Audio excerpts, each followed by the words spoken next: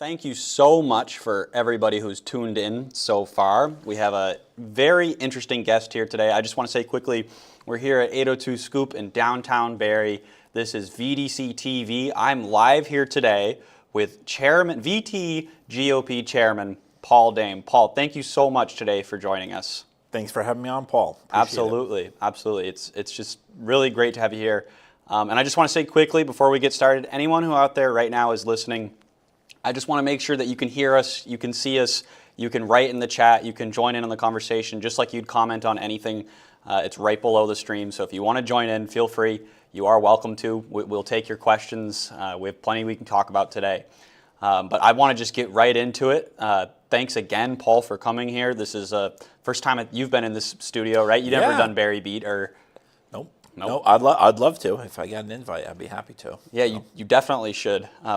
Michael Booten's one of our new state representatives. I know. So that's exciting. It really is. So like I said, let's get right into it. So Republicans picked up how many seats in the House and how many seats in the Senate? So I think there's still a couple, one or two races we're looking into, and we want to make sure the results are official and final. But as it stands, it looks like we went from 36 Republicans to 55 at least, maybe 56 in the House.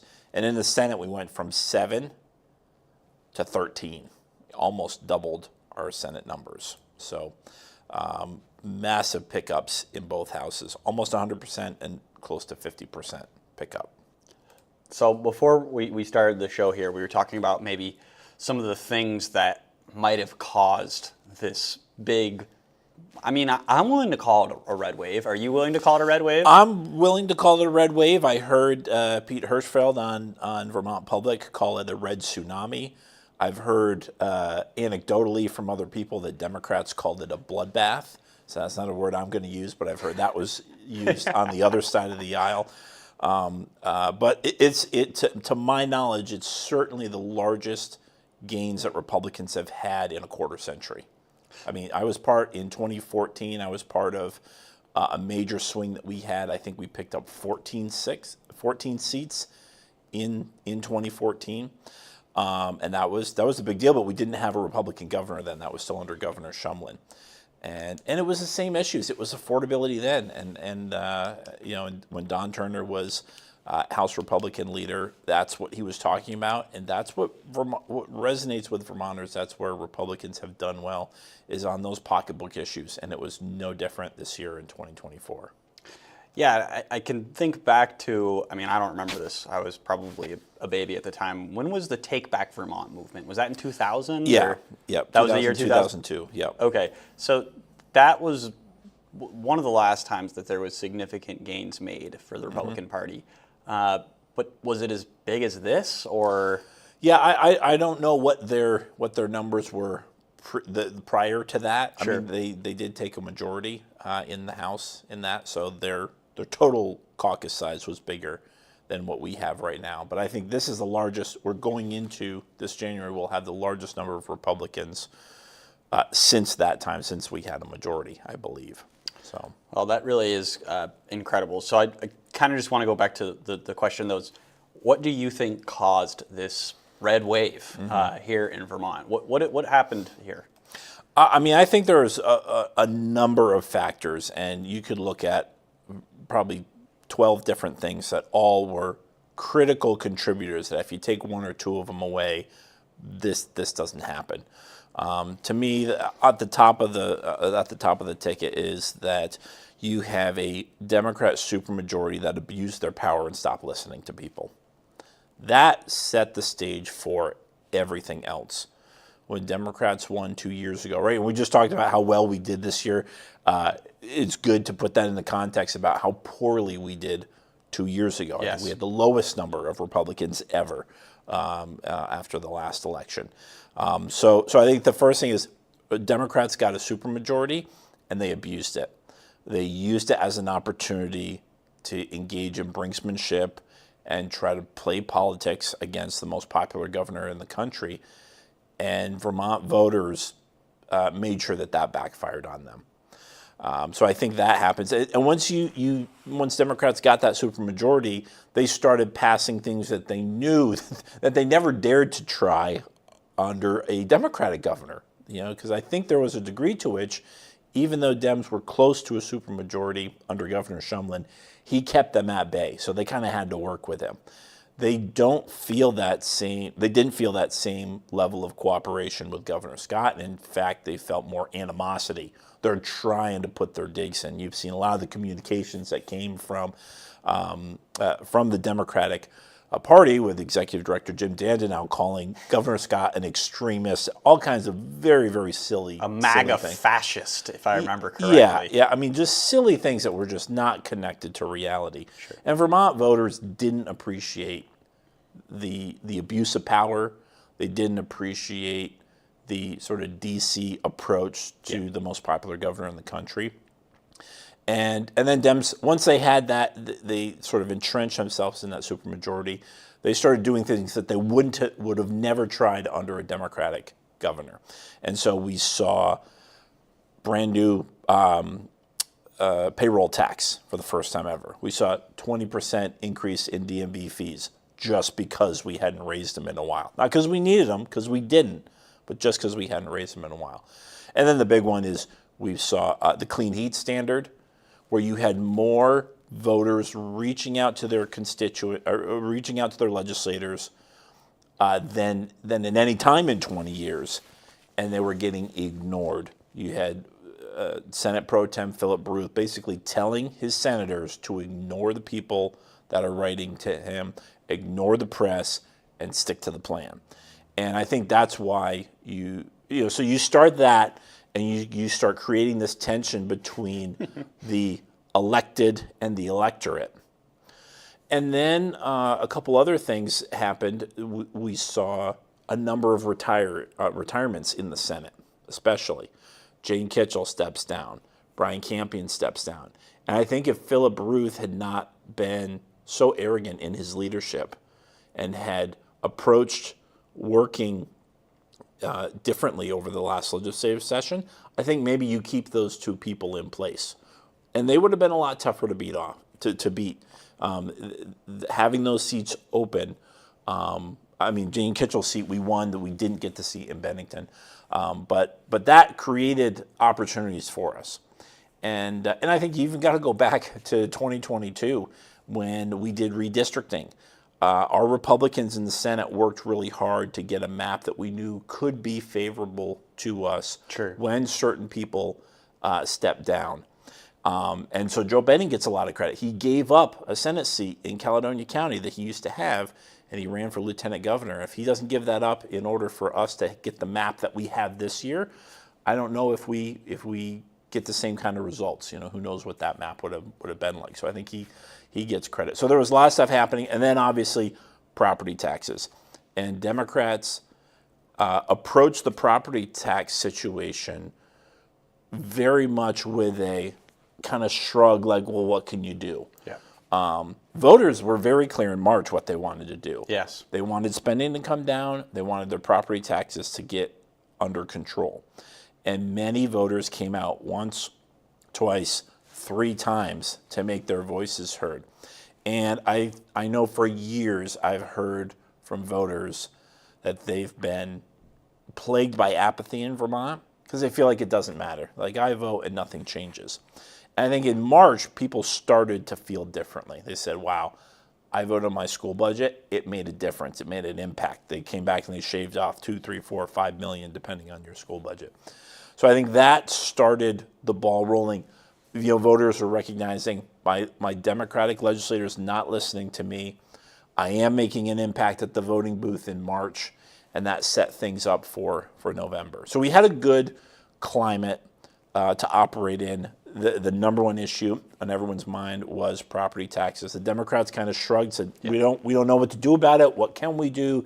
Everybody already voted on their budget. There was no sense that Democrats communicated to the public that, yes, this is a problem, and we're going to do something about it.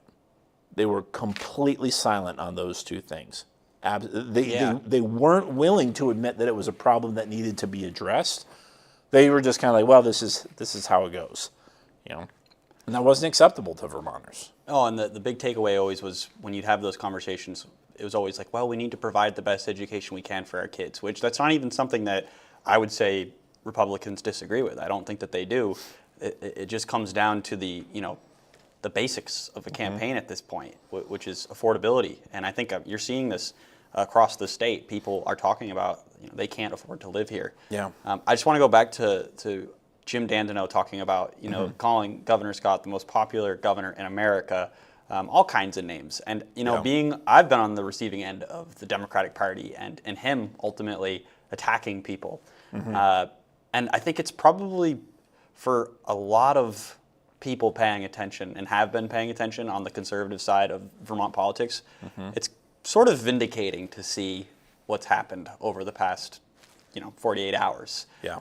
I can't believe one of the questions somebody just wrote in here, was this a year of record turnout for voters? And I don't know the answer to that question, but maybe you can, because it does seem that there has been really like activation of the American people, Vermont people at a level that we haven't seen in a long time.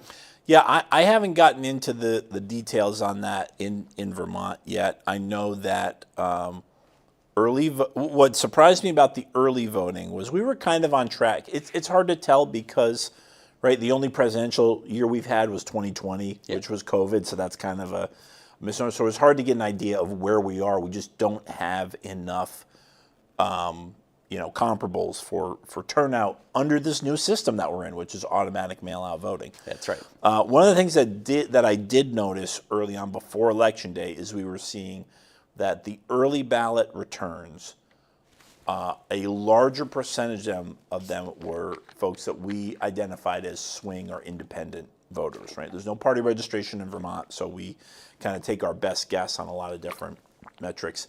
And Republican turnout, Republican early voting was a lower percentage, and Democratic percentage was a lower part of that overall pie. Independents and non-affiliated turned out big for early voting, for sure.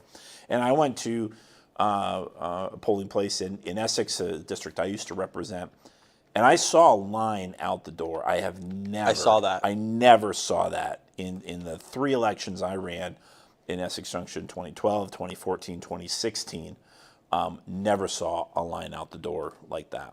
So they've got a new polling location and stuff, but it's not the first time they've been there. So there are a lot of anecdotal things that make me believe that turnout was, if not the highest ever, it was among high turnout. No, I definitely, if anybody out there that is watching right now, if they know the answer to that question, would love to know, or maybe you can look into it. I did just pull up the Secretary of State's website because there's a handful of races we definitely need to discuss, just simply because of how close they really were. Yeah. Some of the big Senate races, I believe the Hefferman was decided by just a couple hundred votes, if I'm not mistaken. Yep. So I'm gonna pull that race up here. Sure. And I'm curious to know, how did you work with him at all on his campaign? Yeah, so I should go back and kind of finish answering the other question about how do we get here. So I talked a little bit about what the environment was setting up, but then it was an absolute team effort this year.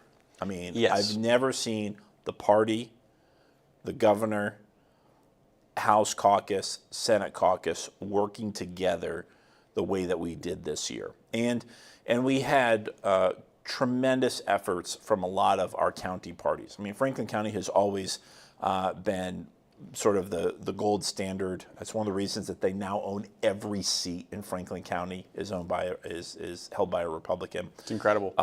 Rutland has always been very, very involved, and I think they have all but one seat now.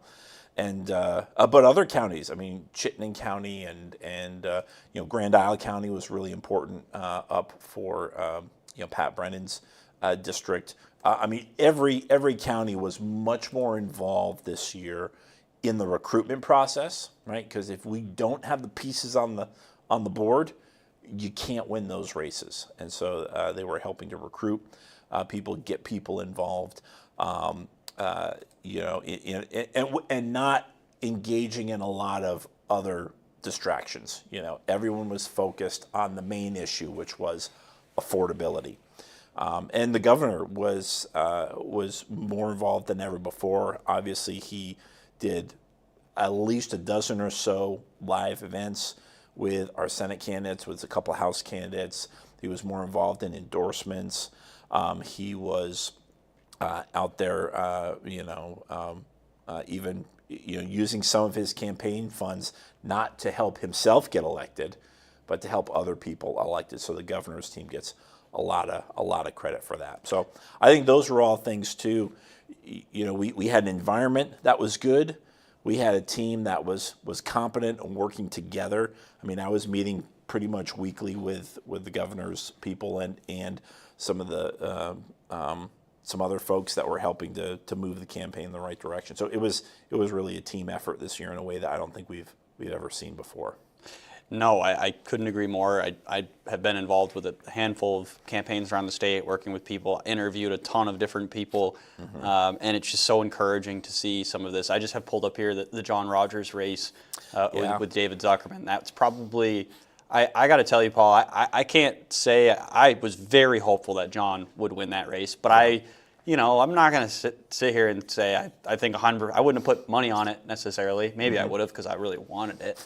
But I would, as a betting. It's a dangerous game to play. It's a very dangerous game to play. On the outcomes you hope happen. Yeah, so I mean, I don't know if that was. So I obviously wouldn't do that. But the point is, he won. Yeah. And Zuckerman's now conceded the race, which I think just came out earlier today. Yep. So I wanted to ask you a little bit about that because he didn't win 50% of the vote. Right. So what does that exactly mean? Well, is that still at play or what are we talking about here? It's interesting because that is another parallel to the 2014 election. If you remember, Governor Shumlin was challenged by Scott Milne. Okay. And Shumlin did not get 50% in that election, and so it went to the House of Representatives. So what happens is if a statewide candidate doesn't get 50%, the members of the House will vote. So you get 150 House members, and they will determine who the governor is. Now, in that race, Scott Milne had won a larger number of the House districts. So if every House district voted the way that the people in their district had voted, then Milne could have become governor. But that violates a long-standing tradition of usually the House is a rubber stamp for whoever got the plurality of the votes, whoever the highest vote getter was. So back in that election, it was Shumlin. So, why even have it as an option? Well, because, in the last two examples we've had where it's like 49-45, it is sort of like, well, why are we even doing this? But you can imagine in a different scenario if you had a more of a multi-party system and you had somebody get 36% and 35% and 20%. Sure. If you've got somebody who only got 36% of the vote, you can understand why you don't want to leave that up to chance, right? And your options are either run another election, which some states do. Like in Georgia, we saw they had runoffs if their Senate candidates didn't get enough. So we could do that, but that's expensive, and you got to send everybody back to the polls. And so what they do instead is say, look, we've already got elected officials, right? These people are elected to represent their people to make the best decision without having necessarily, being able to talk to all the candidates and find out who they could work best with.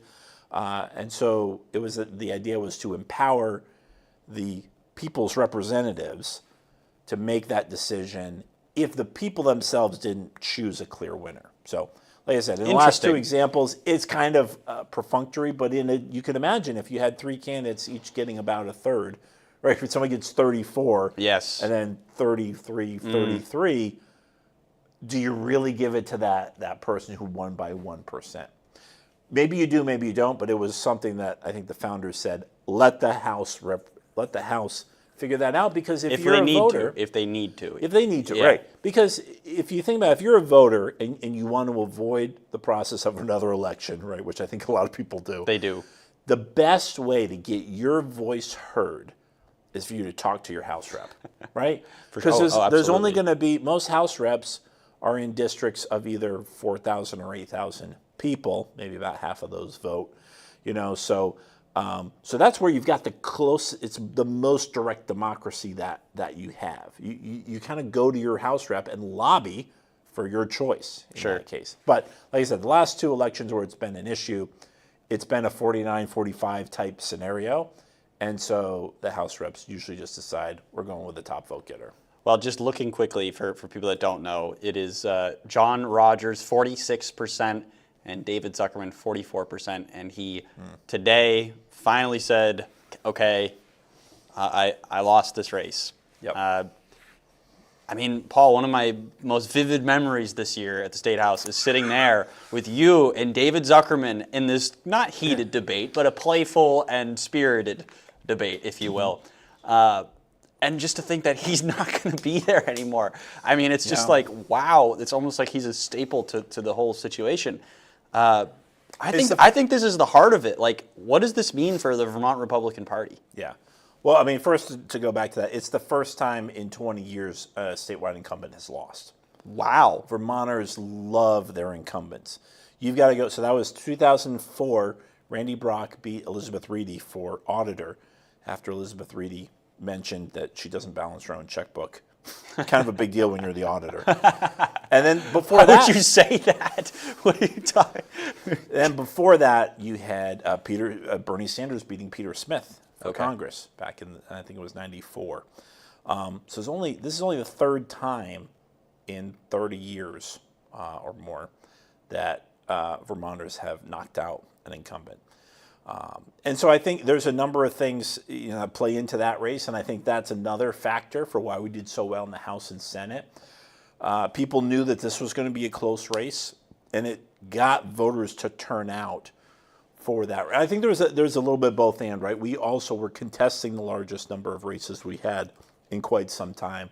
So you have more people going to vote for their House rep and then also voting for Rogers at the top of the ticket.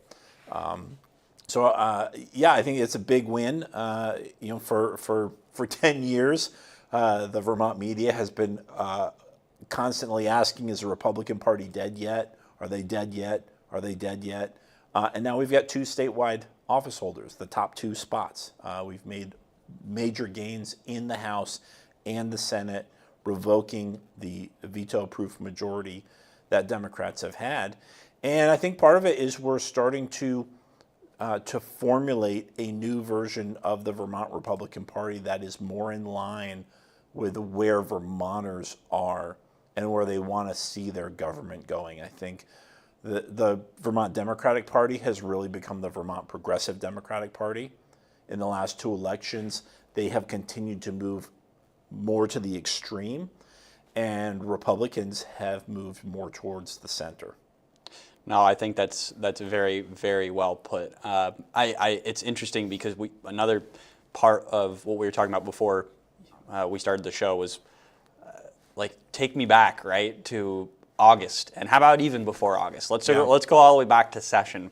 Yep. And we're in the State House. You're talking with people there about potential campaigns, people that are going to run, candidates, and it was looking pretty.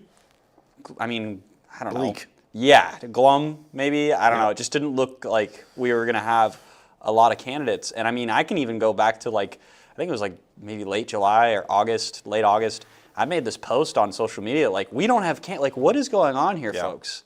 But something happened. So what was it? We were talking a little about it, but people got their property tax bill. Yeah. Right. I mean, a lot of people their property taxes are due September 1st, which means you get the bill sometime in August.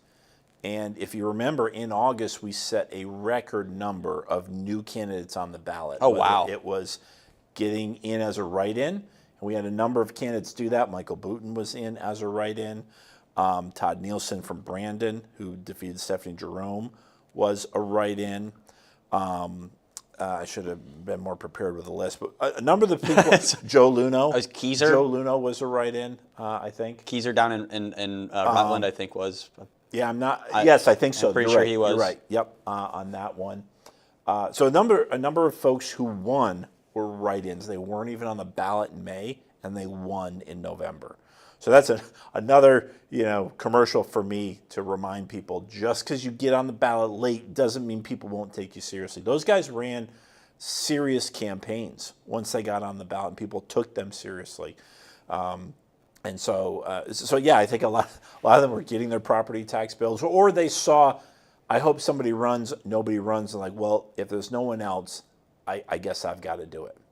And for too long, Republicans especially have been happy to have someone else fight their battles, hoping that somebody else shows up, somebody else runs for office, somebody else donates, somebody else volunteers.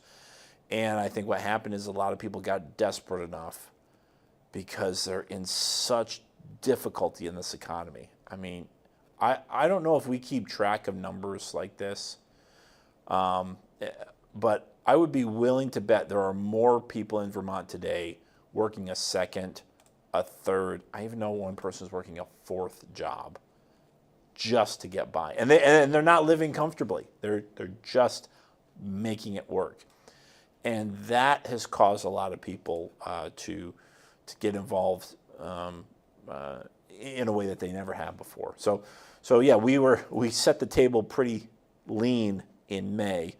And we added, I think it was something like 18 candidates to the ballot through write-ins and through nominations after the August primary. And coincidentally, I think we're on track to pick up about 18 seats. So most of those 18. Okay, but isn't there something like 20 new elected Republicans? Yeah, right. Because we had 3 Republicans who were in the House run for the Senate. Yep. Chris Matos, Pat Brennan, and Scott Beck. So those seats were vacant. We retained 2 of those. Unfortunately, we weren't able to keep Pat's seat in Colchester. So we went a little bit backwards there, and then So I think in terms of the number of, and there's places where we had a Republican, that Republican stepped down, like Paul Clifford in Rutland, and we filled that seat with another Republican. Right. So there's other places. Like I think maybe in Paul's district it might have. Oh no, in Pittsford, where Butch Shaw was stepping down, that seat was replaced by a Republican with no contest. So okay. So there's a case where we have a new person, but it's not a new seat for us. Okay. I understand what you're saying. It was definitely, like we were talking about though, before May. I was heading into the summer.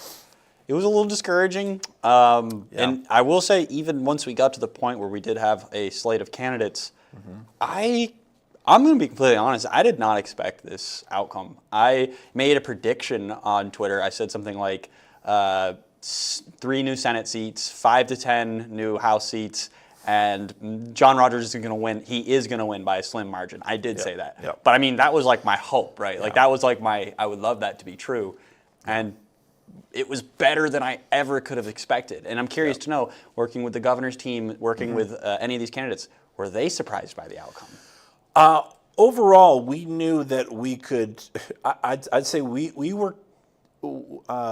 knew that we could get about 80% of where we got. I mean, I think from the beginning, the Senate was the focus.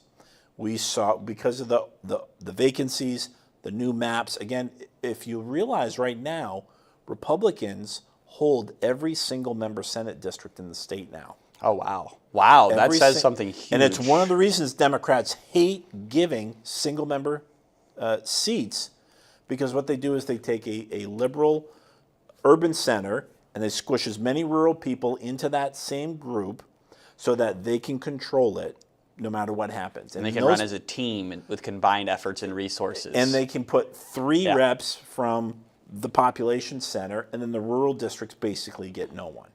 Okay? So Republicans, when we're able to compete in those single-member districts, and you get the closest representation from the people to the senator, Republicans win. We've won every single seat now in that case. So we were initially looking, I think, at 5 seats. Later on, I mean, Steve Heffernan did an amazing job in the primary. I mean, he just blew it out of the water. And I think he got everyone's attention later on. And we did some internal polling and saw that that was a competitive race, so we sort of expanded the map a bit. And I think Bruce Roy in Chittenden County was able to get the endorsement of the Democrat who lost the primary. Dr. Lewis Myers was a Democrat and endorsed Republican Bruce Roy in that Chittenden South district. Now, we didn't end up winning that one, but it got a lot closer than we've ever had before. Those are all incumbents, too. Yeah, they were all incumbents. From what I'm looking at That's here. right. Yep. So I actually have pulled up here the Addison County race with Stephen Hefferman and Ruth Hardy are now a duo of Republican and Democrat from Addison County, which honestly I think it's a beautiful thing in Vermont. We have this independent-minded, really people want balance from what we can tell now. I mean, as a purple state, and just looking at these numbers here, I mean, Hefferman, I wouldn't say it was narrowly beating Christopher Bray, but what do you make of it? It's about Stephen Hefferman with 11,644 votes and Chris Bray with 10,997. I mean, that's a pretty close race still, but it is. Yep. It's I would still say a bigger win than I would expect. Would you disagree with that? Yeah, I mean, again, in May and June, we were not thinking that we were going to be competitive in Addison County. And that's a case where the candidate makes a difference.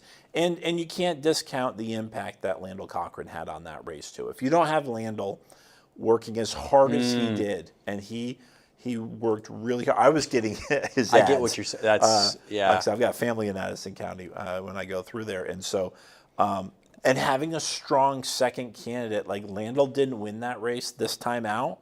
You know, it's his first time. It's, two incumbents.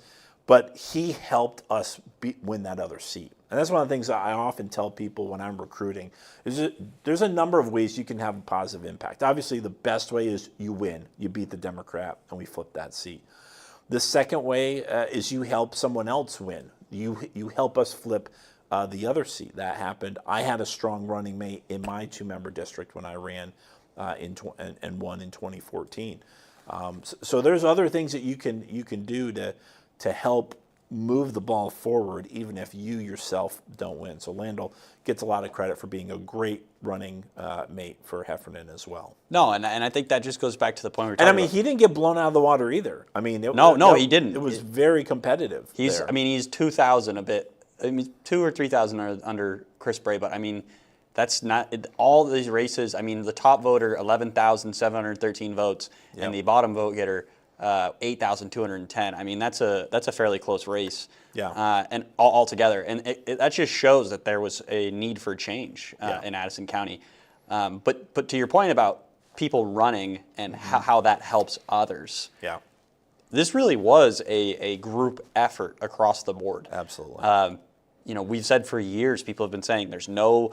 I even posted this right after the election too. It's like there's no apparatus. There's no.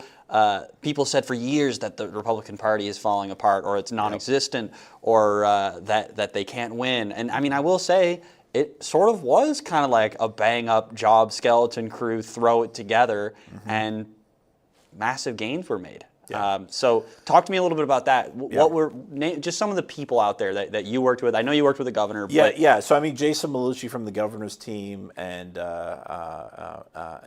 Hayden and Brad Furland came back. Brad was somebody I knew from the 2014 race who helped Don Turner, organize that. So he was helping us, and there was.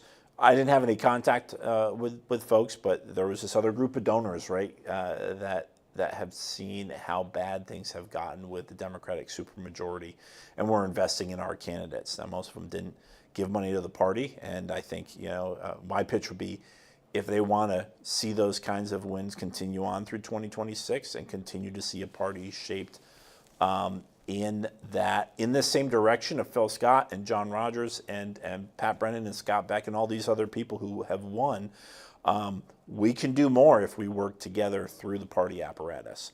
So I still think this was this has the potential to be the first year and a turning point. I think I saw a quote from Jim Dandenau that was like, whether this is a blip or a trend, right?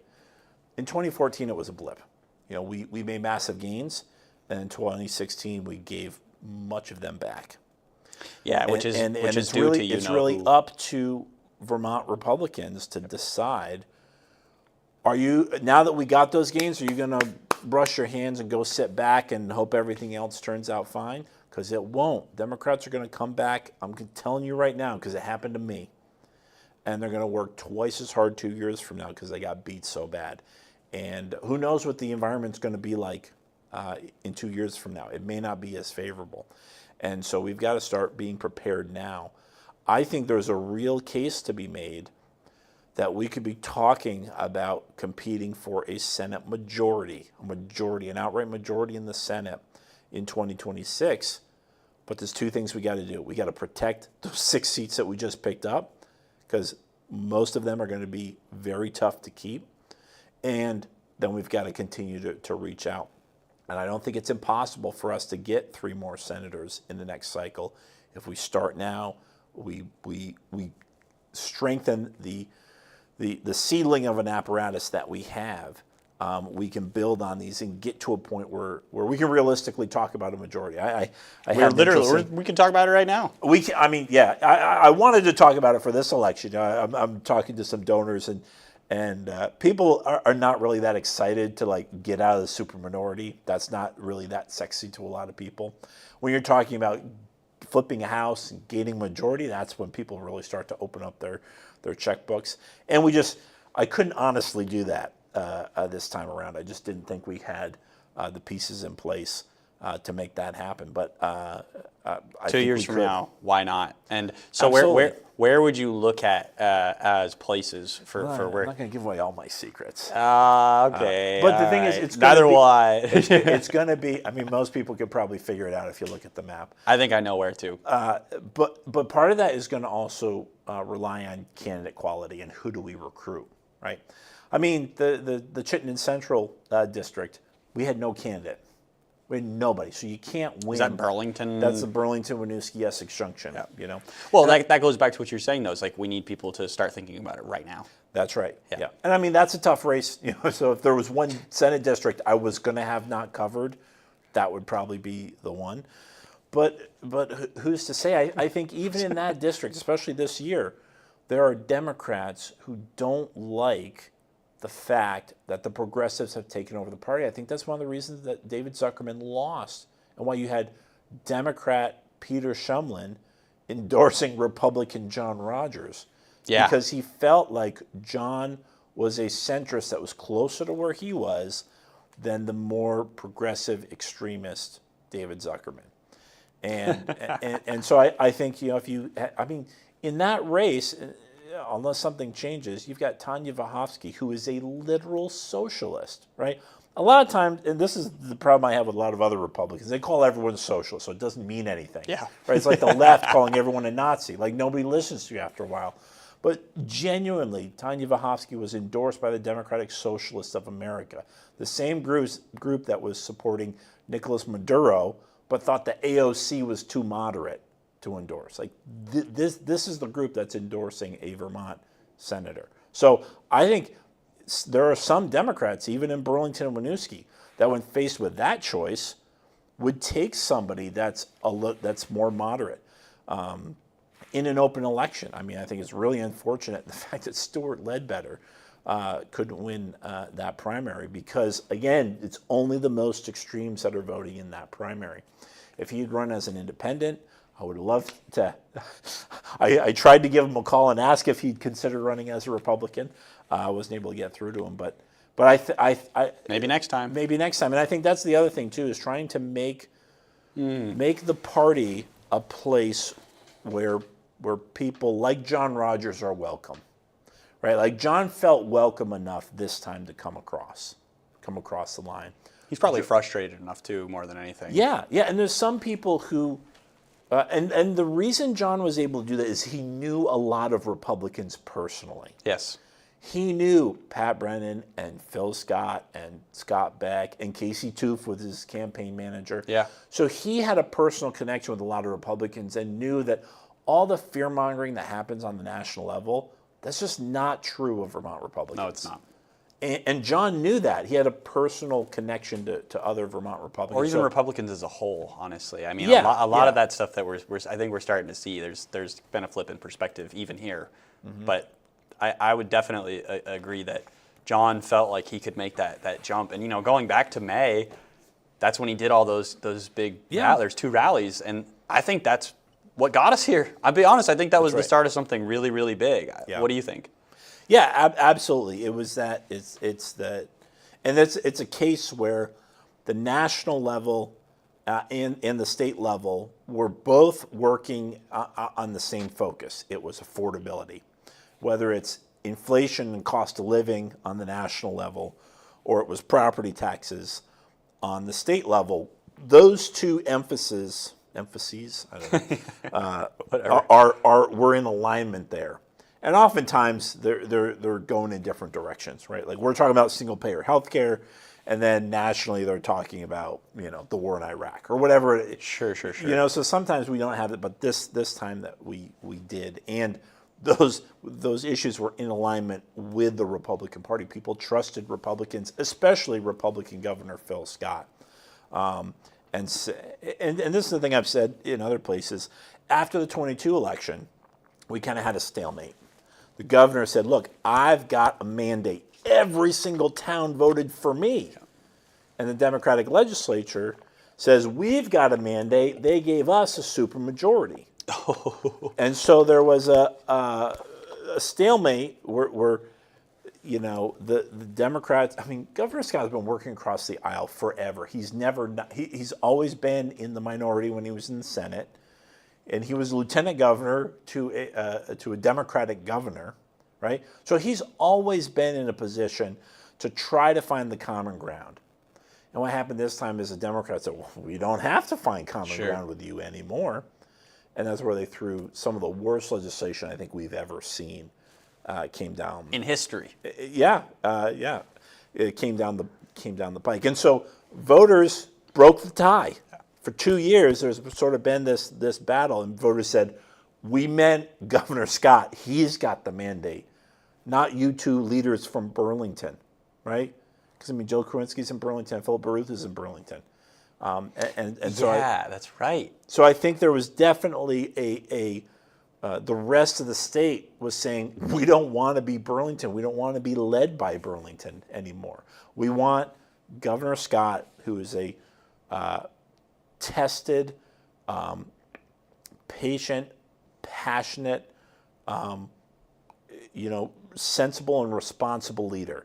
That's the direction. That's who we want to set the direction for the state in the next 2 years. No, I couldn't agree more. And I think when you go back to Phil Baruth putting the Republican Party on warning and the Vermont Republican media and all this stuff, I think back to that, and man, just all the work that was done by, for example, somebody like Rob Roper, who really took that and spotlighted it, because otherwise I don't think a lot of people would have noticed. And we saw that, and it was like, what are these people talking about in these meetings? That is totally insane. And you're talking about the party, which, by the way, is non-existent, and all this tough talk, and now look at the situation. It's just really quite something. You must remember that. And I think that it goes back to, I don't have enough time to give credit to everybody who participated, but Rob Roper obviously did a ton of work in a lot of his op-eds and identifying those issues that places where Democrats were on record saying the kinds of things that most people wouldn't believe if they didn't hear it. That's right. That established that pattern of the power of abuse with that supermajority. There's just this overflowing with this arrogance that is just really that's what Vermonters don't like about Donald Trump, is they see him as arrogant and egotistical. And the irony is it's the Democrat leadership in Vermont who had that same egotism. If they knew people, I swear they would feel a lot differently. Yeah. And I think Rob Roper did a great job sort of exposing that and helping people see what was happening kind of under the Golden Dome. No, I agree. I think if people knew just how, I think it really is like an abusive relationship, right? Like when you look at somebody and Feels like it. somebody who's in an abusive relationship, right? Like you get treated poorly, and then you're told, well, you're actually not being treated poorly. It's everything else. It's the Vermont conservatives. It's the Republicans. It's this. It's that. It's Donald Trump. It's not us. Yeah. And meanwhile, they're doing things behind your back all the time to make it more difficult to afford to live here. And really afford to do anything about the issues that they care about, because that's not to say that Republicans don't want to do things about these issues. They obviously do. I'm just, I can't say it enough. Like, just to think where we were 6 months ago and where we are now. Yeah. It's just such an encouragement for the state. And I hope that more than anything, it's encouragement to the voters of Vermont. Yes. You know, because I know so many people who aren't really Republicans or Democrats. They don't like the two-party system, but they feel like, man, things keep getting worse. I keep voting what I think is the right way, and nothing gets better.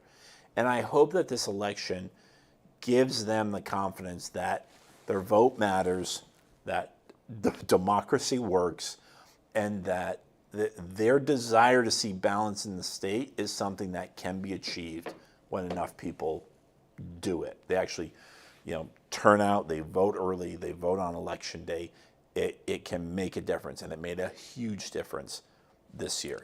And to me, that's the story, is that Vermont voters were able to clearly express what they wanted and how it's different than the way Democrats interpreted it from 2 years ago.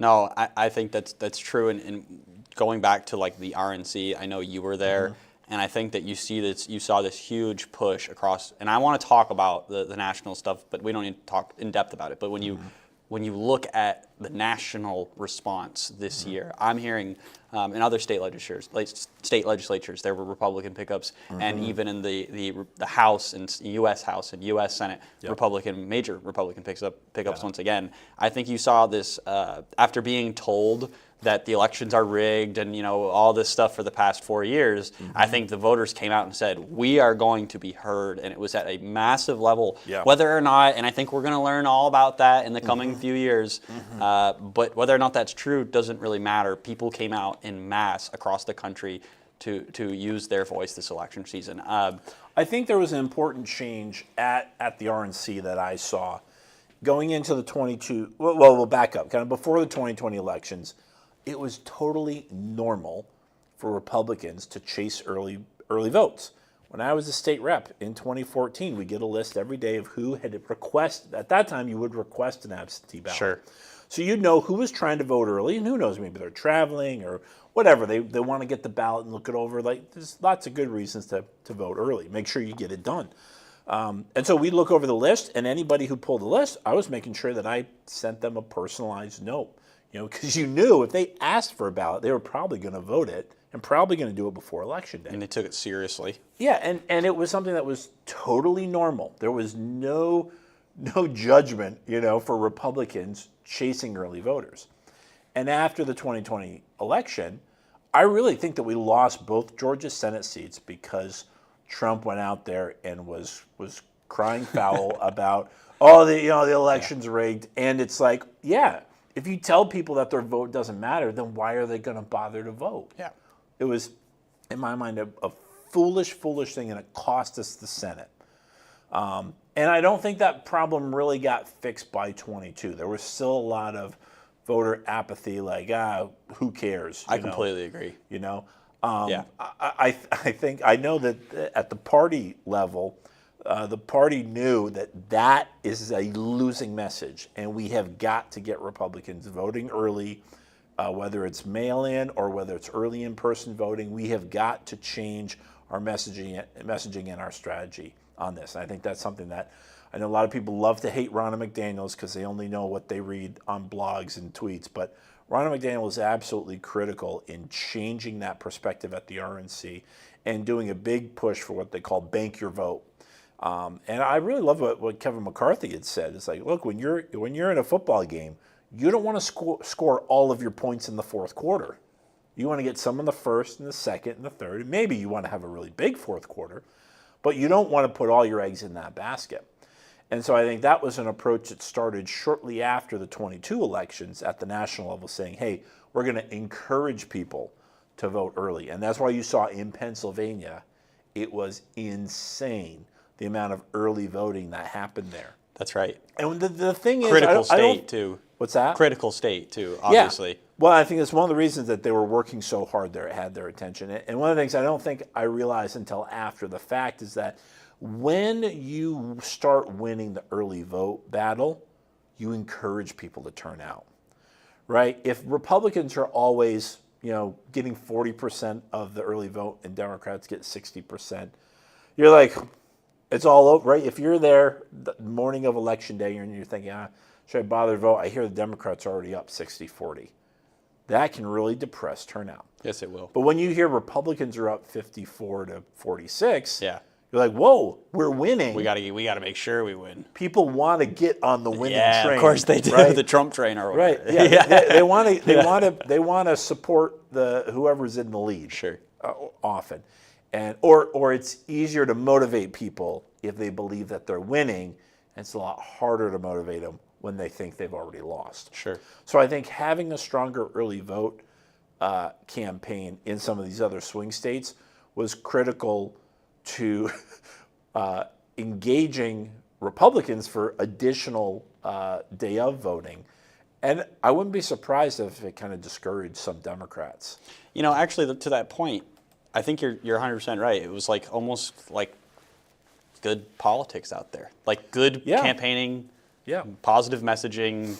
I mean, for the most part, obviously politics is politics, but hey, let's do the thing. Let's do it. For the way it's supposed to be done. That's how we're going to win. And it was radically different this election, because usually it's the Democrats that are saying, if you're standing in line, stay there, right? Don't give up, don't quit voting. That has always been something that Democrats have talked about. And so it helped connect Democrats to this idea of vote no matter what, right? We're supporting your right to vote. They never said how to vote, right? And Republicans were always quiet about that. And this election, that really turned around. And it was Republicans who were saying, get out there and vote. In some places in Pennsylvania, they stopped voting early. So the Republicans took them to court to make sure they opened up additional days of early voting. Wow. That's the kind of thing that only Democrats used to do. And I think it was because Republicans just figured out the early voting stuff, that's the other people. We don't do that. We don't do that. And when we changed our mentality and said, yes, we are getting people to vote early, we became the champions for people exercising their right to vote, even though some of them weren't voting for us. But we still became, for an independent who was willing to have a generally neutral look and say, man, I was in line, Friday at 4:30, and they told me to go home. And then the Republicans came and made them open up on Saturday so that I could vote because I'm going to be out of town or whatever. I think that helped win over people, and it's something we'd never done before. Yeah, and I think it's critical. I think even people like Elon Musk at the very top with the Trump team saying he was pushing, because I think that the campaign altogether, but him specifically, because he thinks so differently, he is very intelligent. He saw that this is the path to actually doing this effectively. Yeah. I mean, I see that from the very top down, pushing that across this country. Yeah. But so just quickly on that, Bernie Sanders put out a statement following the election, and I have it pulled up here, and I want to just briefly talk a little bit about this because I think it obviously, it pertains to Vermont. This is our senator, Bernie Sanders, a long-standing senator, and he puts out a statement following the election, basically calling out Democratic leadership for not focusing on the bread and butter issues of this campaign. Just quickly, he says, today, while the very rich are doing phenomenally well, 60% of Americans live paycheck to paycheck, and we have more income and wealth inequality than ever before. He says, while the Democratic leadership defends the status quo, the American people are angry and want change, and they're right. Bernie Sanders saying they're right. What is he saying they're right about? This is the really interesting thing, and I think Bernie Sanders is speaking to those Joe Rogan voters. Yes, he is. Right? Because Joe Rogan was a Bernie Sanders guy. Yes. He was an anti-establishment, the whole thing in Washington is messed up and we got to fundamentally change it. And what happened is Trump became the candidate that represented that. Kamala Harris became the candidate of the wealthy, elites rearranging, from on high how things are going to play out. The entire thing, I was listening to Vermont Public today, there were a lot of Democrats who said, I voted for Kamala Harris, but I'm really upset about the way that she got picked. And Democrats abandoned democracy. They did. In their primary. Literally. They really did. They should. I never heard this, but other people have said that Joe Biden said he was only going to run for one term. Okay. Now, I don't remember. Did you remember hearing that from him? No. Okay. I remember him saying, But even if he didn't say that, there were certainly people who were thinking that's what was going to happen. But they were unwilling to listen. Can you imagine how different this election would be if Democrats trusted their voters? If they said, we're going to have an open primary, and we're going to let Dean Phillips and Marianne Williams and Bobby Kennedy run in a primary. And if Joe Biden wants to run, he's got to fend off everybody else. That's right. And if he's a sitting president after all, he's either going to strengthen and unify the party around him, or he's not going to be the guy and the party's going to move in a different direction. And then you would have had Democrats, I think, more in line. Similar. It's similar to like the party uses their media apparatus to. They were never going to let Bobby Kennedy be the candidate in that party.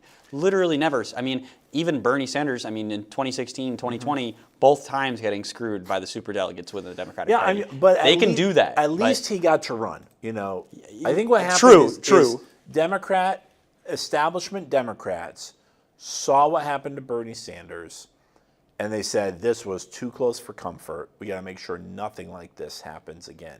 And I think that's why Kennedy got cut. And what happened is and this is the downside of people at the top controlling everything, right? It's like the ring of power, right? Like once you have that power, you don't want to give it up. But the problem is everyone makes mistakes.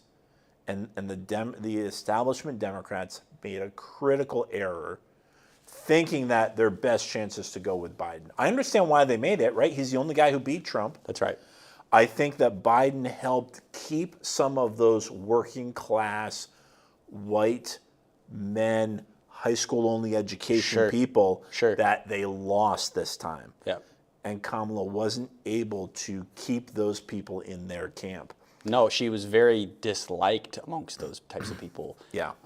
Just quickly, more on the Bernie thing. He says, today, despite spending far more on per capita than any other country, we remain the only wealthy nation not to guarantee health care to all as a human right. We pay by far the highest prices in the world for prescription drugs. We alone, among major countries, cannot even guarantee paid family leave. Then he talks a little bit about the war in Israel and the money that we spend there per capita. He doesn't say per capita, but just, these things combined. And then he says, will the big money interests and well-paid consultants who control the Democratic Party learn any real lessons from this disastrous campaign? Will they understand the pain and political alienation that tens of millions of Americans are experiencing? So I just think it's it's an interesting thing that's happened because you say, he's kind of like, he's lost the Joe Rogan voters, or they've lost the Joe Rogan voters. Yeah. And even when you take somebody like, take John Rogers, who just replaced Bernie's little guy. I mean, mini Bernie, if you will. Yeah. That John Rogers, he's kind of like, he did a ton of podcasts with me this summer. Yep. And he campaigned in a new way. Yeah. And I would say he's one of those, maybe, he didn't vote for Trump, obviously, but he's one of those Democrats who now does not fit within the Democratic Party anymore. Yeah. Similar to RFK Jr., right? And Tulsi Gabbard. And Tulsi Gabbard. That's the thing is, I hear, and I've been thinking maybe I need to put some thoughts together and do a formal address, but maybe you can help me sort of brainstorm the start of this. Sure, I'm happy to do that. I've overheard conversations in the last 2 days of people who are genuinely fearful about a Trump presidency. I have too. And I think it's really important for Republicans to seize this opportunity, not to gloat, not to rub it in, Yep. but to try to make inroads. Because if we want this country to be unified, which I do, and I think most people do, we won the election, right? And it's up to us to go to those people and say, how can we work together? And this is one thing, it's like, I got to give David Zuckerman credit for this, because this is something I remember him saying. I'm gonna butcher it. Back when we were working on the vaccine mandates in the Vermont houses, he said something along the lines of, it's incumbent upon the people in power to reach out to those without the power to create that consensus. It's really hard when you're on the outside to go to those people that are in power and try to negotiate the terms, right? It's something that Republicans have to do, is say, look, I think part of what I'd love to do is to tell Democrats, first of all, I understand that you're concerned. You're afraid of a lot of things. And the first thing I would say is, don't forget that this is the beauty of a federalized system. If something happens that you don't like, and that happens on the federal level, we have a state government to protect us from abuses from the federal. And vice versa. When the state screws it up, sometimes you can get the feds to come in. So you've got another entity to protect you. Now, I'll caveat that by saying, I don't think the people's worst fears of a Trump presidency are going to come to pass. And part of it is because we had a first Trump presidency, and he didn't, start goose-stepping around Washington, D.C. I mean, I think you probably could make a case that maybe Hillary Clinton should have gone to jail. I don't know. I don't have the facts. But in all the interviews, he said that would be bad for this country. And so I think you got to take him at his word for that. So I think there's a degree to which I don't see a lot. I mean, the fact that he's filled his cabinet with mostly former Democrats demonstrates to me that this time he was running, he cared more about building a coalition than he did in the previous two runs. I think in 2016, 2020, it was the Donald Trump show. Yep. It was all about Trump. Yep. And I think whether it was He the might have needed to assassination do attempt, that. Yeah. or whatever it Yeah. was, it seemed like it changed this time. I think it's a number of things. I think it's, just go back to 2016. I mean, everybody thought he was a laughing stock going into it. Yep. Man gets elected president. The whole time along the way, they're saying he'll never do it. Then he finally gets in. They try to impeach him. They have the Russiagate, Russia. Yep. And then you go down the line a little further. I mean, then you have the 2020 debacle, the so-called insurrection of January 6th. Yep. I mean, just a lot of crazy stuff happened. And then he does get arrested. The Stormy Daniels situation. Yeah. They take a mug shot of the man. Yep. And then they shoot at him. That was a big one. Yep. And I think just between all the stuff that I just mentioned, I think at a certain point you have to ask yourself the question, is there something to this man bigger than what I thought? It's not just about all of these different things. I mean, look at everything that he's gotten out of. Yeah. And one of my friends put it perfectly. He said, Trump, after all of this, getting his mug shot and then getting shot at, he just had legendary aura. And I thought that was a very funny way to put it. I think people are looking at him now, even after getting shot at by some Democrat-minded guy. I mean, I don't know the exact details on the guy, but I know a little bit about him. And it's like, wait, maybe Trump isn't the extremist or the insane one. I think a lot of politics is narrative. And the thing that the thing that Trump had going for him this time was there's no narrative so seductive and so attractive, especially to Americans, as the narrative of a comeback. Yeah. I mean, that's why we love Rocky. Yeah, of course. Even though he gets beat in the first movie. That's right. There's this sense that Americans are always rooting for a comeback. Whether you want to think about, is that connected to the fact that we were founded on people seeking religious freedom, and that idea of redemption is baked into part of what makes America America. Who knows, but we are always looking for somebody to face the toughest. I mean, every great story, maybe it's not just Americans, but somebody faces difficult circumstances and overcomes them. So I think that's a human story right there, isn't it? It was going to be hard for anybody to overcome that. Now the thing is, if those trials had continued, I mean, Trump got lucky that a lot of that stuff didn't actually go to court.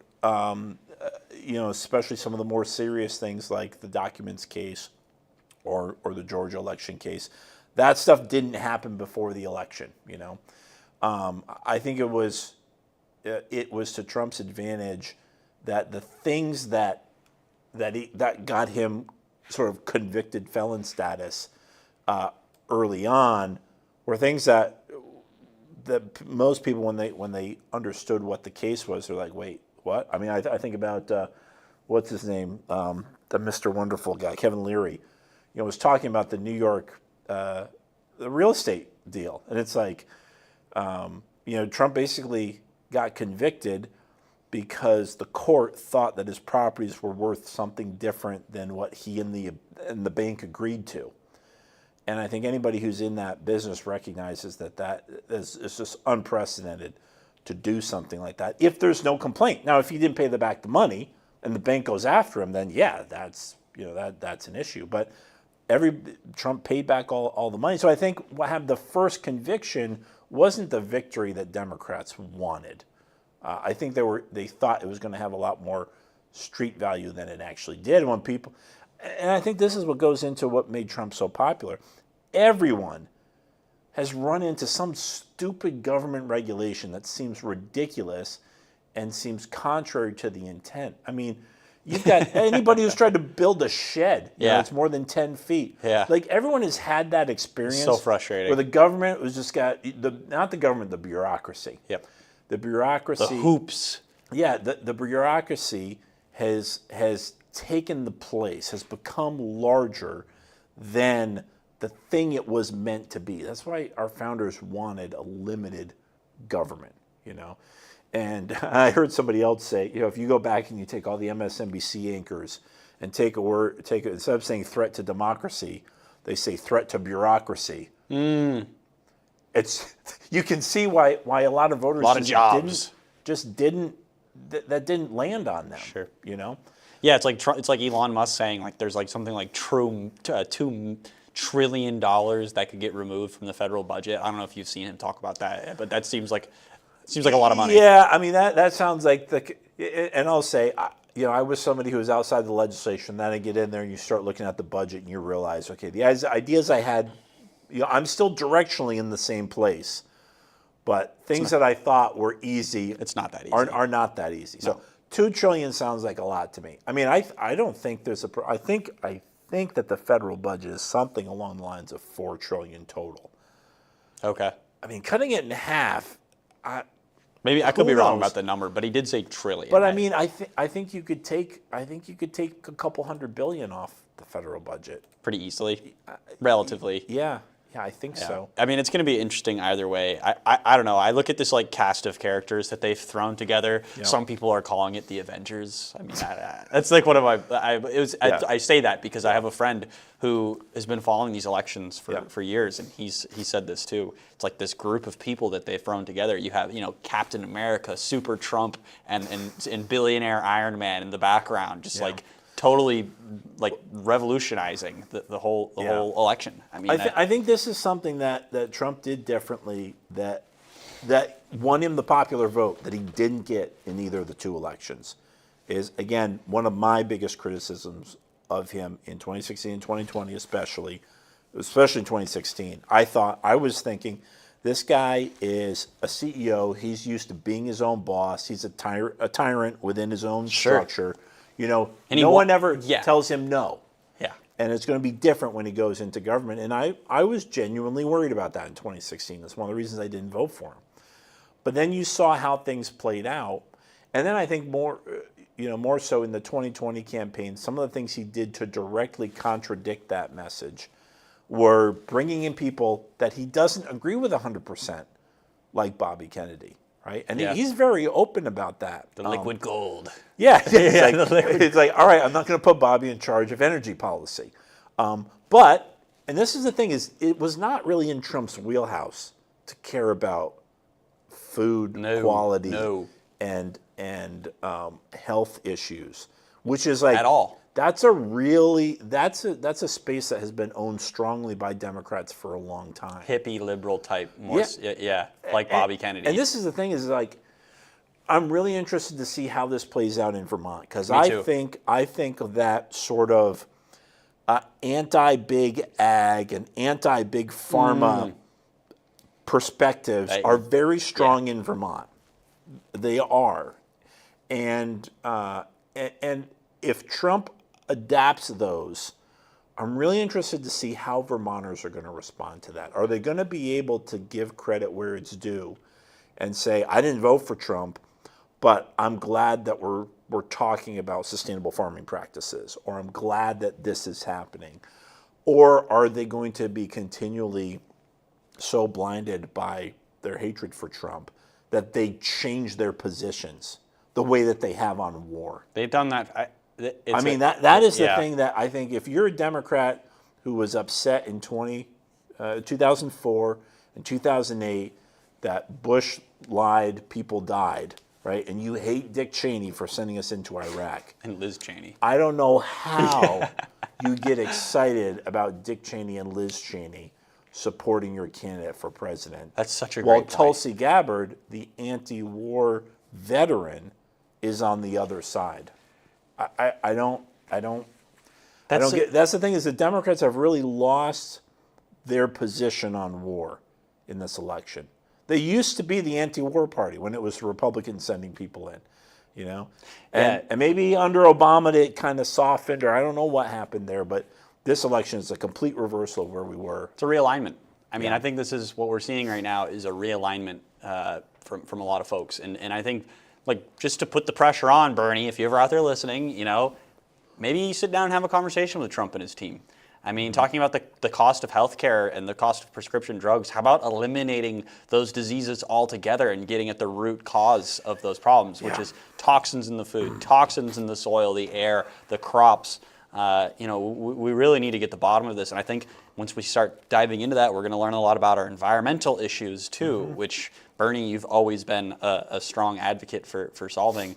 So, I mean, and to the wars, right? I mean, they are the party, this establishment of Trump being the new president, once again, and an anti-war president. He is the only president. My brother's in the Air Force. He said, one of the biggest reasons I voted for Donald Trump is because he's the only president that never has started a new war. And not the only one, but he's, in the last 30 years, his 4 years of the presidency was the most peaceful time in American history. That's why my brother's voting for him. So, Bernie, I mean, you sat down with Theo Vaughn, you sat down with Rogan in the past. Sit down with Trump, sit down with RFK. Talk about how you can help make America healthy again and get to the root of this cause, because I agree with you 100%, bringing it back to Vermont. Vermonters believe in this stuff. They believe in that Yankee self-reliance, regenerative farming, small-scale farms. That's so deeply embedded. I think it's why people are attracted to Vermont. So, Bernie, I mean, you could unite a large group of this country by sitting down and having those conversations. I think it's so amazing. And just, drawing it back to this. I think that's the tough position Democrats are going to be in moving forward, is they have made Trump into Hitler. And how do you go work across the aisle with Hitler, with the person you've made out to be Hitler? So, like, Democrats have to decide, are they going to keep that position, or are they going to actually try to get stuff done for the people at home by working with the administration? And I think this could be the major split in the Democratic Party, because some Democrats are really in it to help their constituents. And they're like, I'm doing this to help people back home. I think you see that more in the House, because those people are tied more closely to their constituents. But then there's some people that are just in it for the ideology, and they're just in it for the clicks. You know, they're in it for the social media status. So people like AOC are going to maintain that position. They're not going to try to work with whatever's happening in the administration. I think what's interesting about that, it's like I made this joke when the election was going on. It's like Trump's going to win and liberals are going to love it. They just don't know it yet. So saying that to somebody like AOC or just throwing it out there, it's like if things actually did get better, would they acknowledge it? Would they celebrate it? Would they want it for people? Or are they just going to stay like mired in these positions on abortion or the climate change or like they don't seem to. I don't know, Paul, and to me that's the concern I have about what's dividing this country. Is I think there are people who are unwilling to see, from an objective standpoint, what the other political party is doing that they might agree with. You know, and I have a friend who said they saw this first happen with Obamacare. And Obama went to the Republican caucus and was trying to explain, look, this is what I'm trying to do here. And I didn't see this happen, but my friend said, and you could see that some Republicans were afraid that they were agreeing with Obama on what he was saying. Now, what happened, the Affordable Care Act was different than what that pitch meeting was about, right? So like we ended up going in a different place. But I think if we are afraid to agree with people across the aisle because they're on the other side of the aisle, that's an us problem. Like that's not a politician's problem. That's not a campaign problem. That's not a party problem. That's a personal problem. And the way that we get around that is we have to be willing to engage with somebody from the other side. We've got to listen to what they're saying and really try to understand where they're coming from and try to build a bridge as far as we can to get there and say, all right, here's where you're at, here's where I'm at, right? Here's the Venn diagram about where we overlap, and let's find those places we can be in agreement on. I don't see how a lot of Democrats can do that with all of the rhetoric they've put up to this point. If Kamala Harris had won, I think there's going to be a lot of Republicans. You know, the main attack Republicans had on Kamala was that she's just incompetent. She's not going to be an effective leader, right? I think that you can believe that someone is an ineffective leader, but agree with part of where they want to go with that, just that they're not doing it right. You know, sure. And it doesn't. If you think somebody's incompetent, there isn't a moral judgment on you for working with them. But when you say that someone's Hitler, you just you set up this moral barricade that you don't allow yourself to work with somebody because you've made them completely anathema. You know, and not only how will Democrats function in that kind of space, but then also how do they campaign? What are they talking about? For 8 years, their campaign has been "We hate Trump." Yep. Right? He's going to take away your abortion rights. He's not going to care about climate change. He's going to take away rights. Period. Yeah. I think what we're talking about though is a much deeper issue. Mm-hmm. I think it's at the core of not all Americans, but a lot of Americans' hearts. It's a heart issue. I think there's this concept I see a lot. I mean, even in my own life, everybody has this, you have this problem in your life, and you maybe want to solve it, but then again, do you really want to solve it? Because then it takes away a lot of your own, your right to complain. Your right to complain. We see that with the Republican Party, a lot of apathy. It's but it's the same problem, but it's you don't want a Trump presidency that actually cares about reproductive rights at a reasonable standard. Yep. Because you like to be angry about this one specific thing. It's a lot less work to be the martyr than it is to be the hero. I completely agree. And a lot of people bring that into politics. And it's a lot easier to raise money as the martyr. Way easier. Than the hero sometimes. And I think that they relied way too much on that. Like Jandino, like you say, calling Phil Scott MAGA fascist. I mean, even calling Trump a fascist is wrong. I'm sorry, it's wrong, especially after the assassination attempts and comparing him to Hitler. It's wrong. But then saying Phil Scott, who I have plenty of judgments of, is a MAGA fascist. Like, that's probably my biggest judgment of him, is that he's not MAGA. Like, that's it. Like, it just didn't really make any sense to me, and I think the voters... Well, this was the problem that they had, is what was working for them on the national level was hate MAGA, hate Trump, hate those garbage people, those stupid people who didn't go to college. I mean, McDonald's workers, the McDonald's workers, the garbage. You know, like there's real, and it's not done yet. This is what's really concerning to me is I'm watching people on Twitter who are angry, not at Trump, they're angry at their neighbors for voting for Trump, and there's a lot of just animosity and judgment. Yes, just hatred for their other Americans. And I feel like, you know, maybe I'm biased because of my perspective, but when Biden won, I know a lot of Republicans were upset. They were disappointed. They thought he was a bad choice. Sure. I don't ever remember Republicans hating the people that voted for Biden.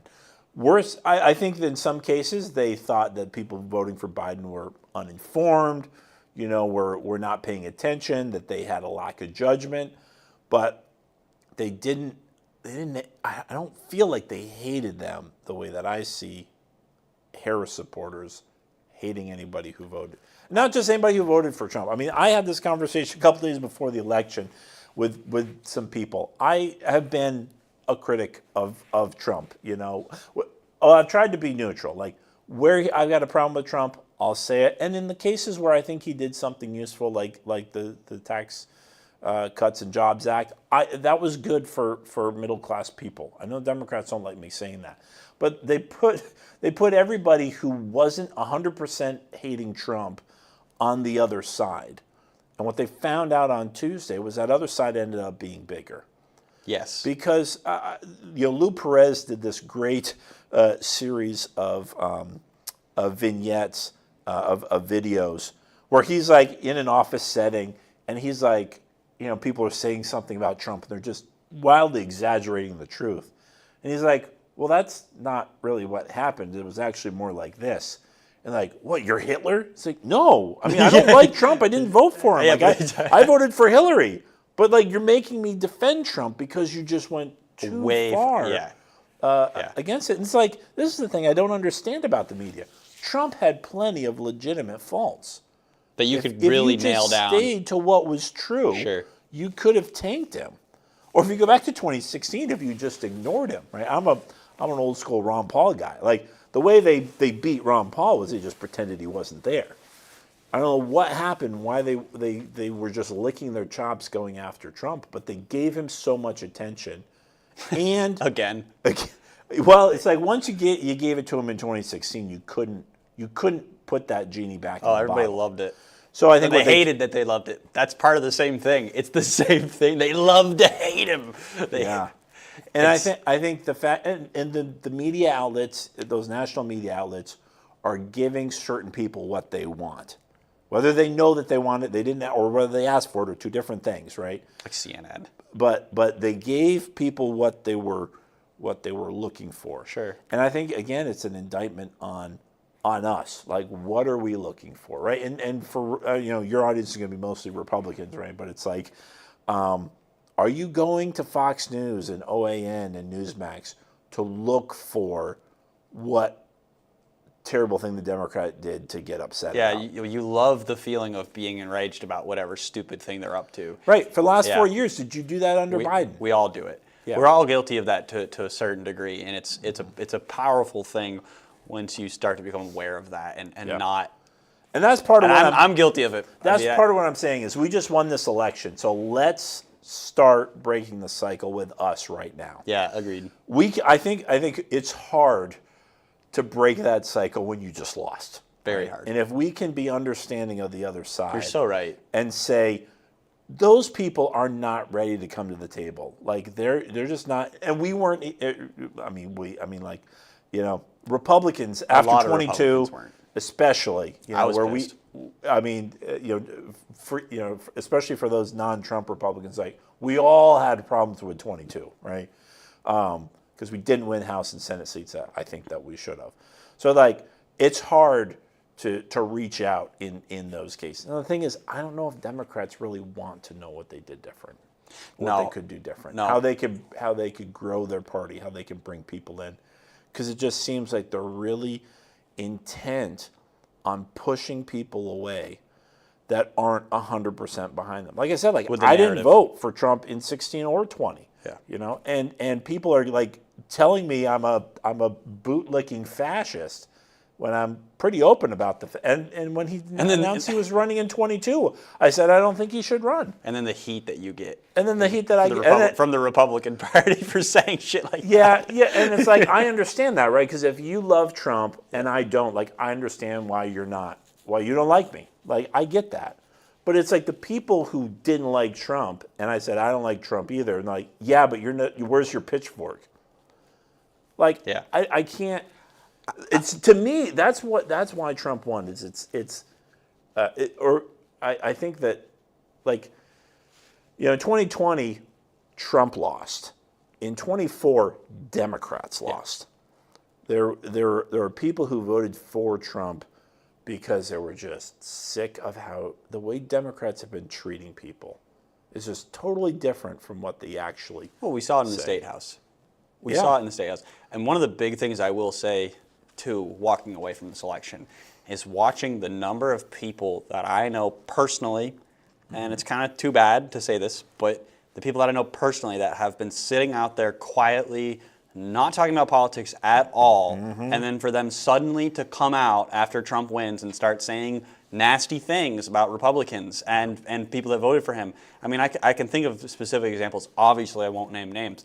But like one person who I know who is a friend that I never would expect to feel this way, one way or another, strongly, and then coming out saying like really nasty things about Donald Trump, the Republican Party, people that voted for him, and how this nation, we're just in decline and we're all going to die or whatever. And it's just like, wow, it's very eye-opening. I do want to say, though, Paul, it's 3:20. I know you said you needed to be somewhere at 3, so I hope that I completely forgot about that. Did you know that it was this time? I knew it. I knew it was getting later. Yeah, we probably should wrap up here. So we should wrap it up. So I just want to say quickly to people before we shut it down, if you are not currently a sustaining subscriber to the Vermont Daily Chronicle, for just 30 cents a day, you can support free speech in Vermont. So folks, please do it. $9 a month. That's how you can keep all this going. We just had some great studio upgrades. We want to continue doing that. We want to get more reporters. We want to get more people on the team. We want to really build something going forward here. As we've been discussing here with Paul Dame, it seems like there's going to be, you know, we are a more conservative media. That's obvious. And we feel as if we've positioned ourselves going forward in a pretty good spot. So, and I should give you guys some credit too. Again, you know, I remember talking to Guy Page years ago, and we were just all wringing our hands. Oh, there's no conservative media. You know, there's Vermont Daily and Vermont Public, but there's nothing. There's nobody. And the Vermont Daily Chronicle is an opportunity for conservatives to find not only the perspectives they're looking for, but just the news. Yeah, the information. That's inconvenient to be covered by other agencies with other priorities. Yeah, and let me just say, to be very clear too, as we do go forward, yes, you might see us as the more conservative news source, but we're always going to give it to you straight. That's what we do. That's what we're in the business of. We're in the business of free speech. We don't like necessarily belong to any party or one person, and that goes back to the same pitch. It's like we are 100% individually funded by your contributions to our show, to the Daily Chronicle. You can do that at subscribe. You got to click the link on our page. You can click to donate. You can also become a paid subscriber. That's what it's all about, right? Like if we're in the building and we're seeing things from a perspective that we don't, that's fishy no matter what, we got to cover it. So we're really thankful for any support that we can get in that way.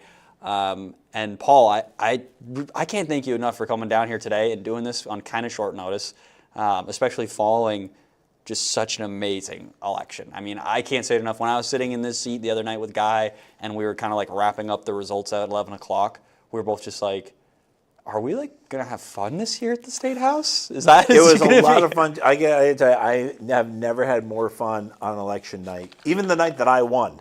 Wow. And that was a big night. I mean, part of it was like I knew that I had won my race. That was pretty exciting. Of course. And then I went to the there was a party in Chittenden County, and I went up there and I'm like, oh, a lot of us won.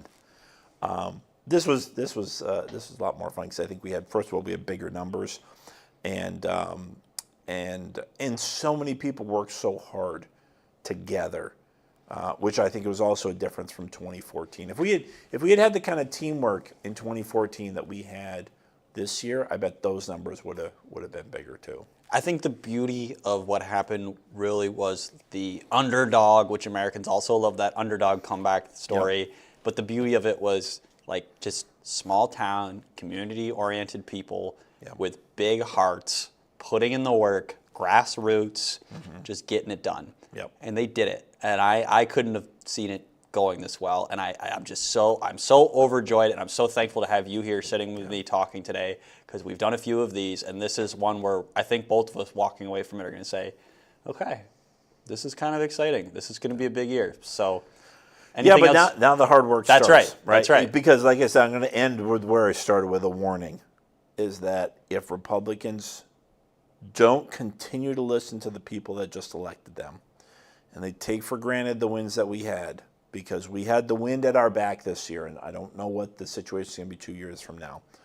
All the gains that we had, they're all going to sift right through our fingers, just like happened in 2014. We've got to do something different. People have to stay engaged. You don't have to stay engaged at the level you were the last 3 weeks here. Just take a break for but it's a going to year or take so. more work, more cooperation, more teamwork. And if we make this, Jim Dandinow's nightmare, that it's a trend and not a blip, Oh, that's my dream. then we can really be in an incredible place. Right? It's like we still are in the minority. That's right. That's right. We made great gains, but let's not lose Well, our head. with the Republican governor and lieutenant governor, that's huge. But we definitely need, going forward, more statewide candidates for some of the other positions. I think that's going to take time. I mean, too. I agree. I mean, the last two successful statewide candidates we have came out of the Senate, right? The Democrats have done a really good job at building a farm system. Your House candidates run for Senate, Senate runs statewide. Sure. This is the first year we've really seen that in play on our side. We had those 3 House candidates running for Senate, all of them being successful. I hope that starts to build a trend, not a blip, of us moving in that direction. Because it's hard to run a statewide campaign when you have no fundraising network, no political network. No apparatus. You've got nothing to work with. County-wise.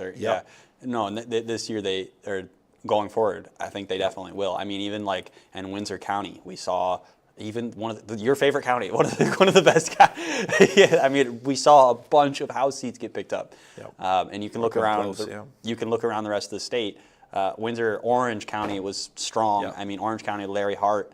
Now we got to start looking at somewhere like Washington County. We got to start looking at even Chittenden County, right? Yep. I mean, if Addison was able to flip a seat, Addison County. Yep. Well, we picked up that seat in Westford, Milton. That's right. That's still huge. But I mean, hey, Burlington, you never know. Yeah, I mean, that's it. Knocking on the door, man. Burlington went uncontested.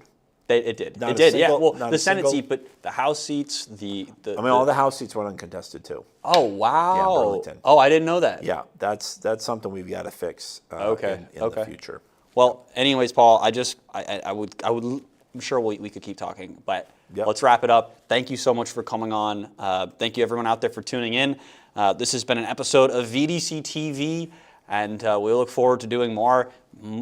Potentially no Friday at 4 tomorrow, folks. We'll have more information about that, but it does appear I'm going to be traveling, so we're probably not going to have tomorrow's show. But thank you, everybody, and don't forget to subscribe. So